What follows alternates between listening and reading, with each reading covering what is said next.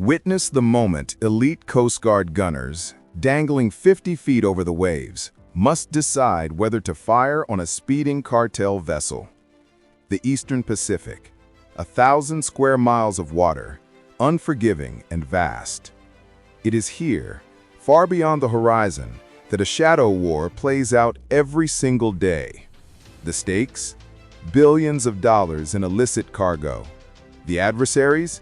Highly organized, ruthlessly efficient transnational criminal organizations, the cartels. They move silently, they move fast, but they are not alone out here. They are being hunted by the oldest continuous maritime service in America, the U.S. Coast Guard.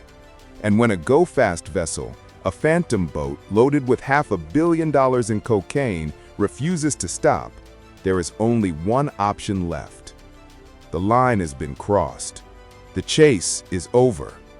The moment of interdiction is at hand. For decades, the Coast Guard has been the United States' shield in the war on drugs at sea. Their mission is unique, military discipline layered onto a law enforcement mandate. They are not merely intercepting, they are executing highly complex, legally mandated sovereign operations. In the 1990s, the drug trade adapted.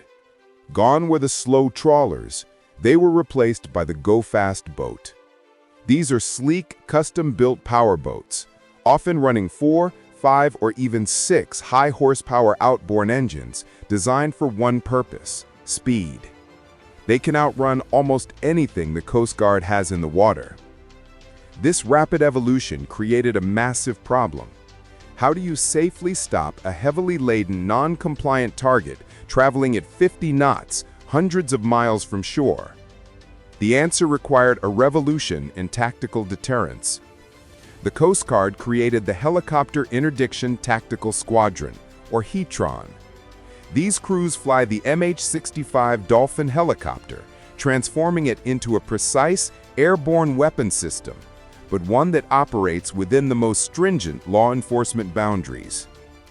Their primary mission is not destruction, it is disabling. Our story centers on a known sector of the Eastern Pacific. Coast Guard intelligence, coordinating with Joint Interagency Task Force South, flags a new contact, a suspicious go-fast vessel. It's moving erratically, attempting evasive maneuvers, a hallmark of a smuggling run. A high-endurance cutter, the USCGC Kimball, is tasked with the interdiction. The crew knows the stakes.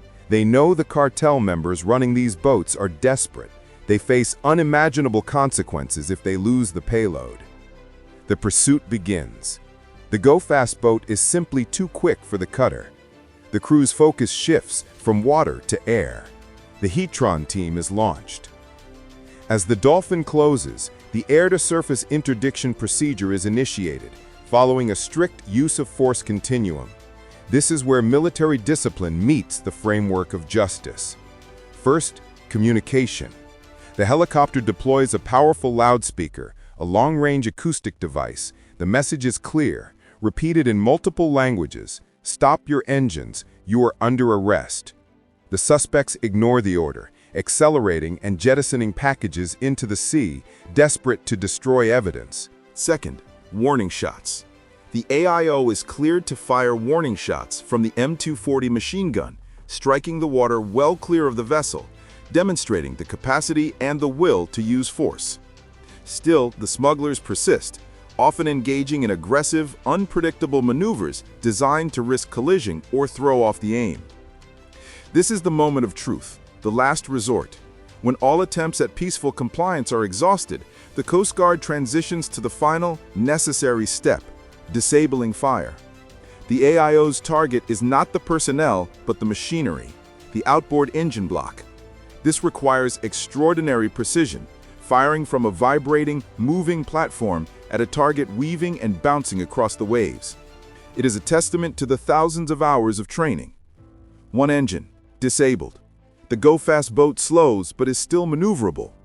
The AIO adjusts, maintains focus, and fires again. Another engine hits the water, then a third. In seconds, the smuggler's advantage is neutralized. The go-fast boat is dead in the water. The Coast Guard's small boats, crewed by highly trained law enforcement detachment personnel, now approach the immobile vessel. This is arguably the most dangerous part of the operation. The suspects are now cornered, potentially hostile, and surrounded by thousands of pounds of drugs. The boarding team is trained for every contingency, prioritizing the safety and dignity of the apprehended crew while securing the evidence. They board rapidly, subdue the suspects, and secure the deck. The mission is complete. The seizure is often staggering. Metric tons of cocaine, worth hundreds of millions of dollars on the street. This isn't just a win for law enforcement. It's a profound disruption to a complex, violent supply chain. Every seizure directly impacts the cartel's operational capacity, their ability to finance violence, and the ultimate flow of deadly substances into communities. The seized drugs are cataloged, documented, and eventually incinerated on land. The suspects are transferred to U.S. federal authorities for prosecution. The vessel itself, deemed a hazard to navigation and a tool of organized crime, is often sunk hundreds of miles offshore. The lessons learned here extend beyond simple tactics. They reinforce the ethical commitment of the Coast Guard to use the minimum force necessary to accomplish the mission. Their objective is never retribution or destruction of life, but upholding the rule of law and disrupting organized crime. They must operate in a highly complex legal area, balancing international maritime law, U.S. domestic law, and the universal principle of human dignity. The drug war at sea is an endless, grueling cycle. When the U.S. Coast Guard boards a cartel vessel, they're not just taking down a few smugglers. They are asserting sovereignty over vast international waters and defending the security of a nation. The men and women of the Coast Guard represent a unique kind of discipline, one rooted not just in combat capability, but in restraint. They are warriors and police, sailors and first responders. Their commitment to ethical, lawful action in the most hostile environments defines their service. The ocean remains a highway for the illicit trade, but standing ready 200 miles out from land is the force that will challenge every run, every time. They remain, as always, semper paratus, always ready.